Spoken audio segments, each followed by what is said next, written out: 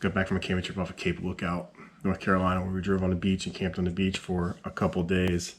And for this trip, we rented a NOBO camper. I'll put some pictures and stuff up on the screen here. And I know a lot of people like ourselves have looked at these campers and different campers and wondering if they're the right thing or the right option or what's the right size. And it's hard to try them out sometimes to see if it's something that's going to be a good fit for you. So we were able to rent this one for a couple days and take it out and give it a try. So I'm glad we did. So this is my review of the NOBO Camper and what I think of it. I'm going to break this down into sort of a pros and cons list. So I got 5 pros and 1 bonus pro. That'll give you a 6 pro. So let's jump into the pros first on the NOBO Camper, the 13-foot NOBO Camper. First of all, it is easy to tow. I have a 2017 Tacoma 4x4 TRD Sport. Towed it pretty much with no problem. We had a thing weighed down too because we had a generator on it. We had gas. We had a water tank in it full. It's a 30-gallon water tank in there.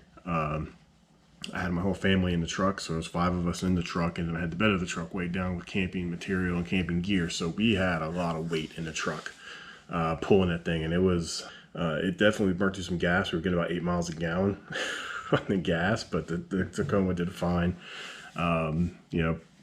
Especially on the flat land, and pulling in the sand, it did fine. So I had no problems pulling that thing on the beach.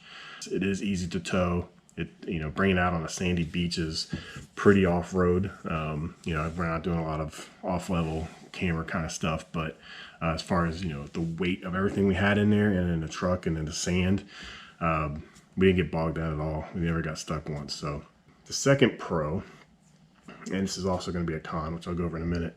Second pro is the extra storage space you get with it. So the thing folds down in the back. You can pack, it's kind of an open bed. Basically, it's like a trailer that people use for storing lawn equipment that they've converted into this very expensive camper trailer.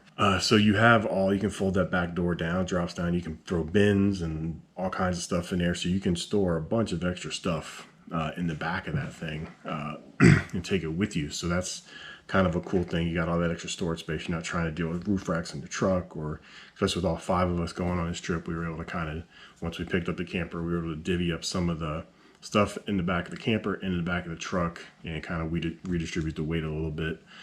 So it gave us that extra storage space, which was nice. Pro number 3, it does give you a decent amount of space. We had one with a rooftop tent on it. So when you pop the rooftop tent, the rooftop tent, do you say roof or roof? I know some people say roof. Rooftop tent.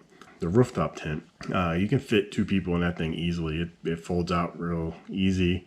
It was comfortable out there. My son stayed in the rooftop tent, and he was fine and comfortable up there the whole night. And then my wife and my 2 younger ones, they actually stayed in the back of the NOBO Camper itself. I didn't stay in the camper. I brought my own tent, so I actually stayed out on the beach and camped separately from everybody. It's just my style.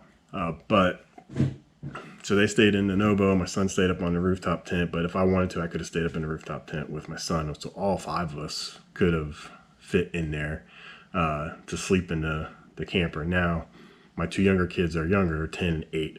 So they were able to fit in there with my wife in the camper itself. If you've got 3 full-size adults trying to fit in that camper and 2 on the top in the tent, that might be a little rough. But that would be kind of a weird situation if you got that many adults trying to sleep that close together. I don't know what you got going on there. Number 4, it was really windy. Number 4 Pro. It was really windy on this trip out on the beach. It was one of those super windy. Having a hard shell camper is definitely much better than having a regular tent canvas flapping in the wind, making all that noise, getting torn up.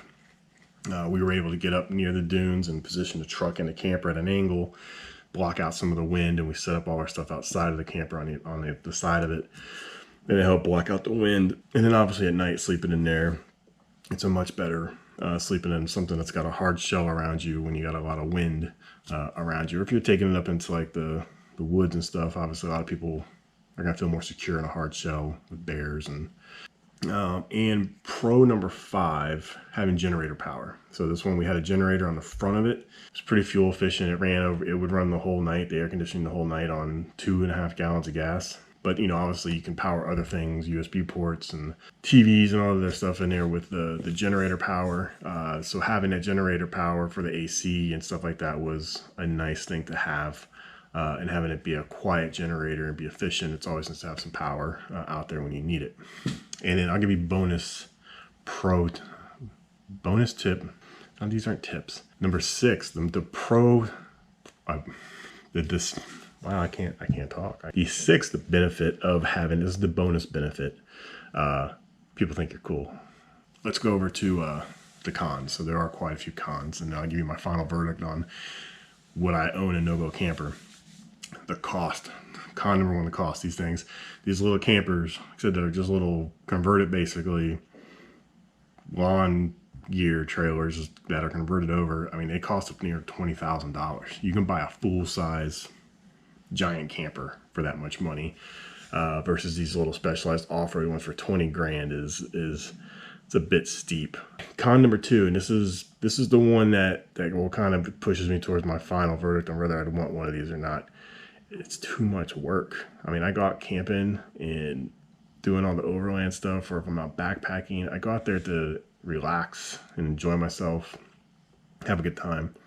But with this thing, because it's compact, everything is tucked away, and you've got to pull things out and all this, I felt like I was spending, taking out awnings, putting awnings back in, getting the rooftop tent up and putting the rooftop tent back down, dealing with the water storage and the cleaning of stuff, getting everything cleaned off on the thing because we're on the beach, constantly pulling stuff out, putting stuff away, and the fridge on a certain circuit breaker to get gas into the generator, and then putting the covers back over stuff, and then getting the wire out for the generator to hook it up on the side and take that out, and then pulling the stove out and the gas and hooking that line up and getting that going and cooking and putting all the cooking stuff away. You're just constantly putting stuff away, taking stuff out, putting stuff up, putting down. It's like you're doing chores the whole day with the thing. And so that was just like, it's a lot of work. I mean, that didn't even count for all the, hooking it up, getting it hooked up. And we had to get it over there on a ferry, pulling the thing on the ferry. Even though it's easy to pull, it's that extra, it's extra frustration that makes it not as enjoyable because you're just out there kind of doing chores the entire time. Something I mentioned a little bit earlier, it is easy to tow. It does kill your gas mileage. My Tacoma, like I said, I was getting about 8 miles a gallon. It felt like I would fill up the tank. We would drive for like 30 minutes and it'd be like a quarter of the tank gone already.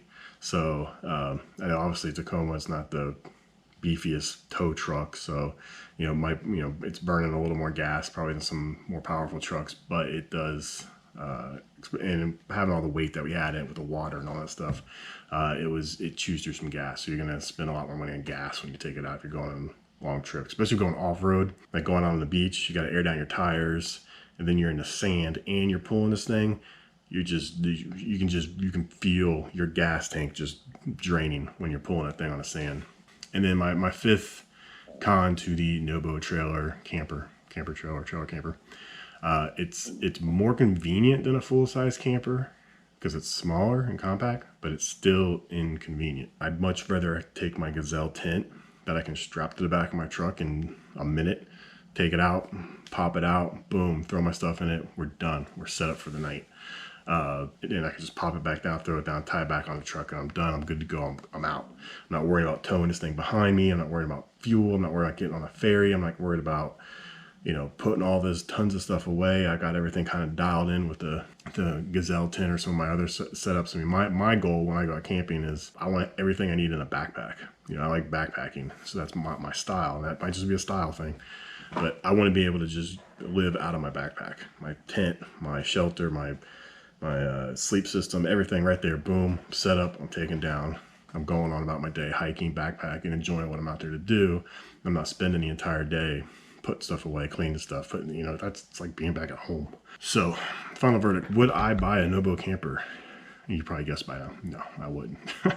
It was cool to rent it and try it out, but it definitely would not pay $20,000 for one of those things.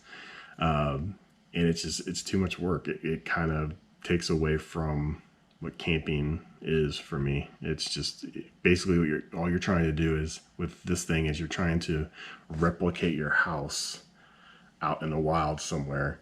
And so it just requires you to do a lot of work out in the wild to replicate what you would have at home versus going out and being out, which is the purpose of being out there, right?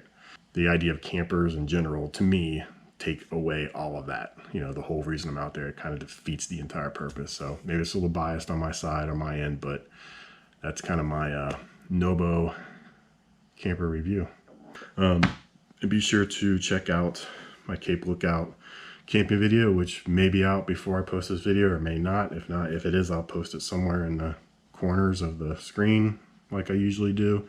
And I'm going to start, asking you guys to like and subscribe, which I thought I would never do, but I get a lot of views on videos and no one likes, subscribes to them. So it causes issues with the analytics. So if you could just, little thumbs up, please. Thank you. God, I'm such a dork. Anyway, that's it for this one. Bye.